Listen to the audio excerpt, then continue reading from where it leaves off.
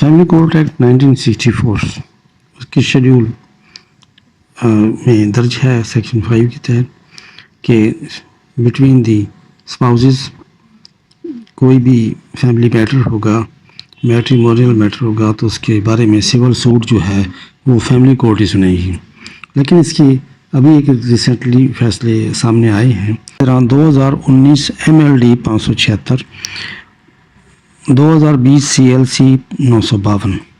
کہ اس میں suit for declaration with perpetual injunction جو ڈاور میں لینڈ دیا گیا تھا ہسبینڈ کی طرف سے وائف کو، اس کے بارے میں یہ سوٹ کمپیٹنٹ قرار دیا گیا سول کورٹ میں، اور اس کا جگہ فیملی کورٹ میں قرار نہیں دی گئی.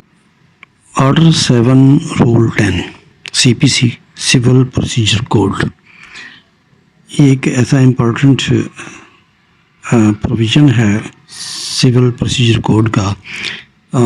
اس کے اپلیکیشنس کورٹس میں دی جاتی رہتی ہیں. ایک کیس رپورٹ ہوا ہے CLC میں 2020 CLC 952 تو اس میں ایک ڈاور سوٹ کیا گیا اپنے ہسبینڈ کے، ایک خاتون نے کیا اپنے ہسبینڈ کے ورثہ کے خلاف. اب سوال یہاں یہ آیا کہ یہ انسٹنٹ سوٹ جو ہے by the wife against the third party the brothers and sisters of the deceased husband, جو اس کے نکاح نامے میں لکھے ہوئے تھے ڈاور میں جو پراپرٹیز وہ ظاہر ہے کہ وہ ان کے پاس تھے، ان کے خلاف اس نے suit for declaration and perpetual injunction دائر کر دیا سول کورٹ میں. لینڈ جو دی گئی تھی اس کے بارے میں جو ڈاور میں لینڈ دی گئی تھی وائف کو ہسبینڈ کی طرف سے، لیکن ہسبینڈ فوت ہو گیا تو پھر اس صورت میں اس نے suit for declaration and perpetual injunction civil court میں against the brothers and sisters of the deceased husband کیا. سول کورٹ نے پلین ریٹرن کر دی کہ اسے فیملی کورٹ میں پیش کیا جائے. آرڈر 7 رول 10 CPC کے تحت plaint was return to the